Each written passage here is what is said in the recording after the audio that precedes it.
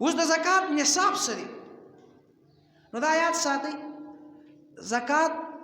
یا چې چا سره خالص سونه وي، یا چا سره خالص چاندي وي، یا چا سره نقدي وي، یا مال تجارت وي، په دغه خلکو باندې زکات راځي. خو چې څومره که چا سره خالص سونه ده نو چې دا تقریبا 7.5 تولې وي، 1.5 تولې وي.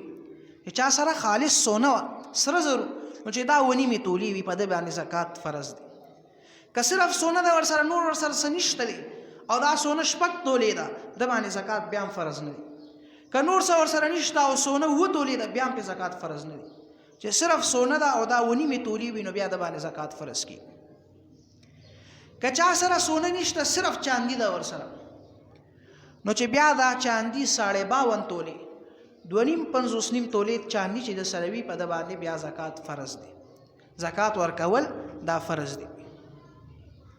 خو دا که دې کې هم دا خبره ده، که ده سره نور څه نشته او دغه چاندي ده ورسره او دا چاندي د 52.5 نه کمه ده، یعنې 40 تولې ده، 45 ده، 50 ده، بیا هم پې زکات نشته چې څو پورې 52.5 تولې نه وي برابر شي.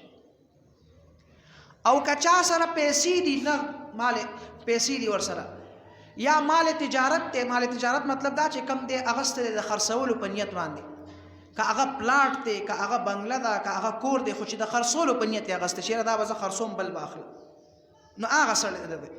یو سړی دی ځمکه واخلي او دی غریب دی، خو ده ځمکه واغستله او په دې نیت یې واغستله چې دا به زه خرڅومه، ګټې دپاره یې واغستله، ده سره نور هېڅ هم نشته، په ده باندې بیا هم زکات شته، خو چې دا کله نصاب ته ورسېږي، یعنې د دې ځمکې قیمت دومره وي چې هغه د 52.5 تولو چاندۍ د قیمت برابر. نو اوس که چا سره نقدي ده یا مال تجارت دی نو دا به دومره وي چې د 52.5 تولو چاندۍ برابر. دا به اوس نه چې دا د 1.5 تولو سونو برابر شي نو بیا به سونې برابر شي بیا به پې زکات راځي، نه نه، بلکې دا به څه وي چې چا سره نغدې پیسې وي یا مال تجارت وي، دا به د 52.5 تولې چاندۍ چې کم قیمت جوړیږي نو هغه قیمت که برابر وي دا پیسې دا مال تجارت، نو په دې سړي باندې هم زکات شته. لہذا یو سړی دی هغه په خپل کور دی د 1 کروڑ روپو کور دی، نور ورسره هېڅ هم نشته، ده باندې زکات هېڅ هم ورسره نه، مطلب پیسې ورسره شته، یو 50,000 شپږ روپۍ دی، کور یې د 1 کروڑ روپو دی. ته به دا نه وایې چې د خو کروڑ روپو کور دی زکات ولې نه ورکوي؟ نه نه، دا ضرورت دی. ضرورت چې کوم دی ضرورت اصلیه، یو سړي سره گاډی دی او په هغه گاډي کې دی لګیا دی ګرځي را ګرځي او د تجارت په غرض نه دی هغسې چې دا زه خرڅوم او بل گاډی به هلم، دا خرڅوم بل گاډی به اخلم، بس دی وایي چې بلکل په ده باندې زکات نشته، بلکې زکات په هغه چا دی چې هغه کور د تجارت په نیت اغستی دی، تجارت په غرض اغستی دی، بیا د هغې نصاب 52.5 تولو چاندۍ ته رسېدلو د باندې زکات لازم او واجب فرض دی. زما عزتمندو دې سره یو بله خبره درته کوم، هغه ده چې دا زموږ خلکو کې دا مشهوره ده که نه چې د روژه کې او د شعبان کې زکات ورکوي. بالکل دا ښه خبره، دې میاشتو کې صدقات ورکول چېرې غریب سړی هغه ته فایده واخلي روژې دپاره دغه وکړي، دا بالکل صحیح ده. خو لیکن دې کې یو خبره دا ده چې یو کس باندې کال نه دی پوره شوی، یعنی مثال په طور باندې هغه اوس نن 28 تاریخ دی، دی د مال مالک شو، نو اوس راتلونکي کال 28 اسلامي تاریخ باندې به دی زکات ورکوي، د باندې به زکات اله فرض کېږي.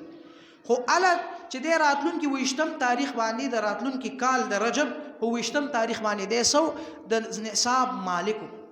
اوس داسې وه د سره نن 2 لکه روپۍ راغلی او راتلونکي کال باندې په 28 تاریخ باندې د سره په 28 یعنی 28 دی نن، خو په 28 د سره 3 لکه روپۍ نورې راغلي، سبا له 28 تاریخ دی، نو دی چې زکات ورکوي نو دی به د دې 3 لکه چې ورسره کم په دې 28 راغلی دا به هم ورسره جمع کوي. دا به نه وایي چې صبر وکړه په دې 2 لکو خو یو کال تېر شوی، په دې 3 لکو خو لا نه دی تېر شوی، نه نه، په دې 28 تاریخ باندې چې د سره څومره پیسې وي که هغه ورسره د شپې راغلی وي هم به یې دې سره یو ځای کوي،